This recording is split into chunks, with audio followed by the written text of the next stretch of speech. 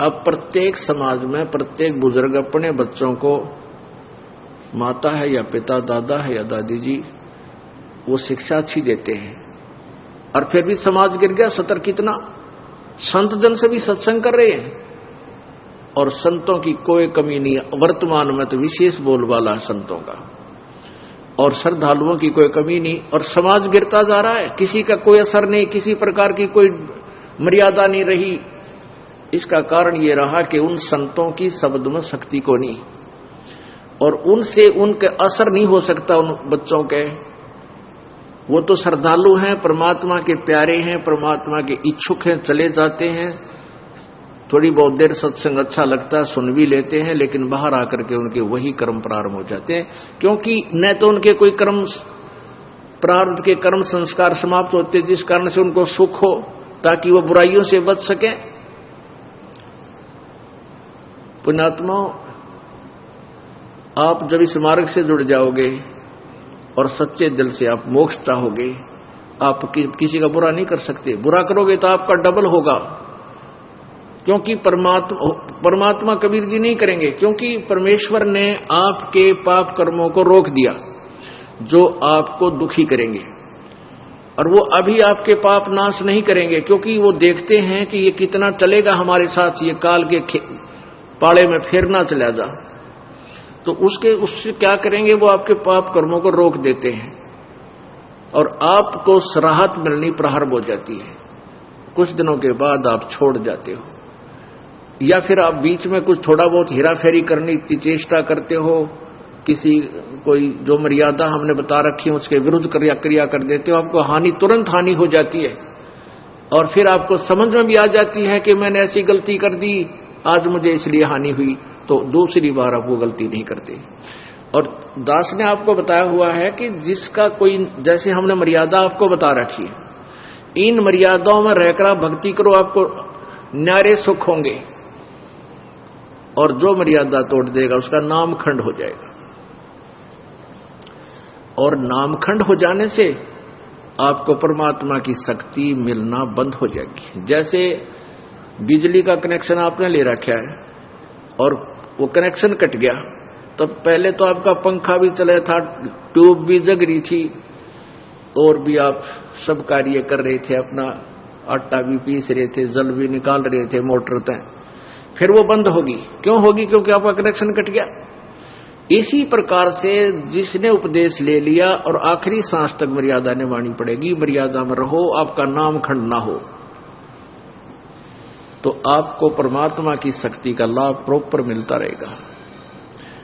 तो ऐसे जब आप मर्यादा खंड कर देते हो, आपका कनेक्शन कट जाता है, तो आपको राहत मिलनी बंद हो जाती है, दुख आ जाते हैं।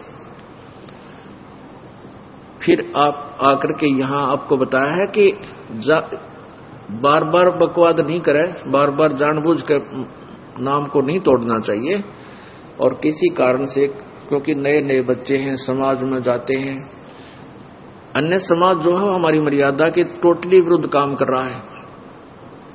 एक परिवार में एक सदस्य नाम लिया और 5 सदस्य आन उपासक है।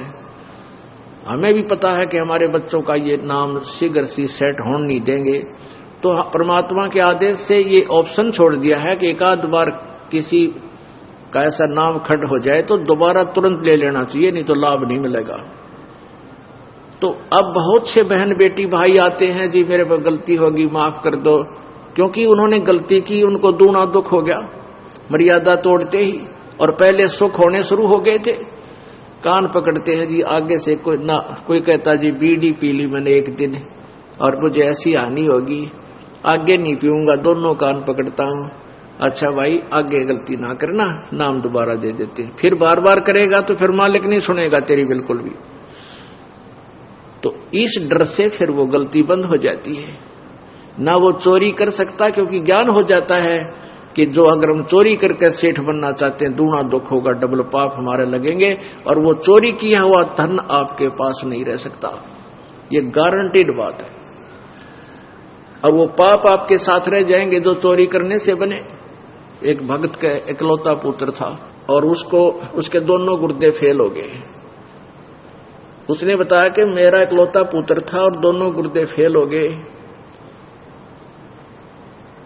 उसके ट्रीटमेंट में मैंने लगभग 3 लाख रुपए 3.5 लाख रुपए लगाए, यानी 10-15 साल पहले की बात है। वो कैसे लगे, पहले तो झाड़े झपटियां वाले के चक्कर में फंस गया, फिर लोकल डॉक्टरों के चक्कर में फंसा रहा, फिर पीजीआई दिखा रोहतक में बहुत देर हो चुकी थी, कहने के दोनों गुर्दे कंडम हो गए और ऑल इंडिया इंस्टीट्यूट दिल्ली ले जाओ। वहां ले गए तो उन्होंने बताया भी अपना किसी रिश्तेदार का कोई गुर्दा दान कराओ, तो उन्होंने किसी से ऐसे कर करा कर गुर्दा जो आया, लड़का स्वस्थ हो गया। 3.5 लाख रुपये लग गए। गुर्दे तो ठीक हो गए, एक दिन बस एक्सीडेंट में वो लड़का मारा गया। अब फिर उस भली आत्मा ने फिर अपनी सारी सत्संग सुना, उसका सौभाग्य था कि सत्संग सुनने को मिल गया उसको। फिर वो फूट फूट कर रोया मेरे पास आके, कहने लगा जी आज का जो सत्संग आपने सुनाया, मैंने ऐसे ही सुनाते हैं भी जो पाप करते हैं वो पाप तो उनके बैड अकाउंट में लिखे जाते हैं, और जो धन कमाने के लिए जो उन्होंने हथकंडे अपनाए, वो पैसा इकट्ठा किया, वो पैसा नहीं रहेगा, गारंटीड बात है, क्योंकि आपके भाग्य में नहीं है। और प्रारब्ध से अधिक तुम चेष्टा भी करते हो करके इधर उधर से, तो वो किसी ना किसी से तरीके से आपका खत्म होगा। किसी की भैंस मर जाएगी, किसी के बिजनेस में घाटा आ जाएगा, या कोई और कारण बन जाएगा, कोई बीमारी लग जाएगी, वो पैसे आपके ऐसे जाएंगे और वो पाप सुरक्षित रह जाएंगे आपके, वो धन नहीं रहेगा। धन रहेगा कबीर परमात्मा की भक्ति से, आपके भाग में ना होगा तो भी वो लिख देगा, इसके पास वो पावर है। तो उसने फिर बताया कि आपने सही बताया जी, मेरे साथ ऐसे ऐसे बनी, मैं बहुत निकम्मा आदमी था। पहले ये रिफल आती थी, इन टेप कैसेट चाले थे, सन 1978-77 की बात बताओ था, और उन टेपों में ये कैसेट डाला करते, उसके ऊपर मोहर मारता सोनी की और लाता वहां तोल के भावते वो रिफल, और वो कैसेट बनवा के, उसका सारा खर्चा मेरा 2 रुपया का एक कैसेट पाया करता, 2-2.5 रुपए का भर के भी सारा कुछ कर लेता था। और मैं सोनी की बना के मोहर लाकर उनको 30-30, 35-35, 25-25 की बेचा करता था। और थोड़े से दिना मेरे पास बहुत पैसा हो गया। फिर मेरा इकलौता पुत्र बीमार हो गया, कमाए होंगे 2 लाख, लाग गए 3.5 लाख। उस समय 2 लाख बहुत मुश्किल से कमाए जाते थे। और बेटा भी ना रहा, जिसको सुखी बनाने के लिए मैं ये पाप किया करता था कि मेरा बेटा सुखी रहेगा, कारों में चलेगा, इसके लिए घना धन जोड़ दूं, वो धन रहा ना वो बेटा रहा। तो पुण्यात्मा, फिर ये परमात्मा की वाणी से आपको डर लगने लग जाएगा, आप पाप नहीं कर सकते। तो ये अब समाज सुधार होगा, क्योंकि जो लाभ आप स्वयं बुरे कर्मों से करना चाहते थे, वो पैसा आपके पास नहीं रहेगा। और परमात्मा कबीर जी की भक्ति में इतनी शक्ति है कि आपके प्रारब्ध में नहीं है तो भी लिख देगा, तो भी आपको दे देगा, यदि वो आवश्यक समझेंगे तो।